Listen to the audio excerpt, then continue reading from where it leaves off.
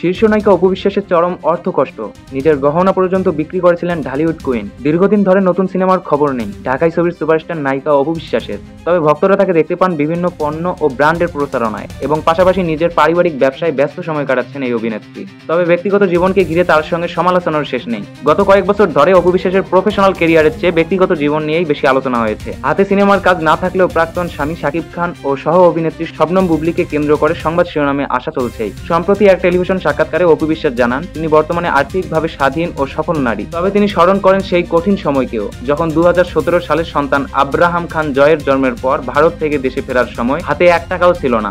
তিনি বললেন, ব্যাংকে তো দূরের কথা, হাতে কিছুই ছিল না। সেই সময় বুঝেছি অর্থের অভাবের সঙ্গে কিভাবে প্রতিদিন হিসেব করে চলতে হয়। আমিও তখন থেকে মিতব্যয়ী হতে শিখেছি। অতীতের সেই সংকটময় মুহূর্তে তিনি এমন সাহসী পদক্ষেপ নিয়েছিলেন যা অনেকের চোখে ধরা দিক থেকে চমকপ্রদ। নিজের ব্যক্তিগত গয়না বিক্রি করে অর্থকষ্ট সামাল দিয়েছেন অপু। তিনি বললেন, আমি অনেক সোনার গয়না পরি, তবে শখের বশে কিনতাম, কিন্তু সেই গয়নাগুলোই তখন আমাকে পরিস্থিতি সামলাতে সাহায্য করলো। অনেকগুলো গয়না বিক্রি করে ভালো অঙ্কের টাকা পাই, যা দিয়ে পরিবার ও নিজের প্রয়োজন মেটাই। অপু বিশ্বাসের চলচ্চিত্র জীবন শুরু হয় 2005 সালে কাল সকাল ছবি দিয়ে। তবে প্রকৃত আলোচনায় আসেন 2006 সালে কোটি টাকার কাবিন ছবির মাধ্যমে। শাকিব খানের সঙ্গে তার জুটি তখনই দর্শকদের প্রিয় হয়ে ওঠে। পরবর্তী সময়ে তারা একসঙ্গে কাজ করেছেন রাজনীতি, পাখি, চাচ্চু, শত্রু আমার, মনের সাথে যুদ্ধ, মায়া দ লাভ, দুই পৃথিবীর শহর, ডজন খানিক ছবিতে। অপু বিশ্বাস মূলত বাণিজ্যিক ঘরানার ছবিতে অভিনয় করেছেন এবং তিনি ঢালিউডের নায়িকা নাম্বার 1 ও ঢালিউড কুইন হিসেবে পরিচিত।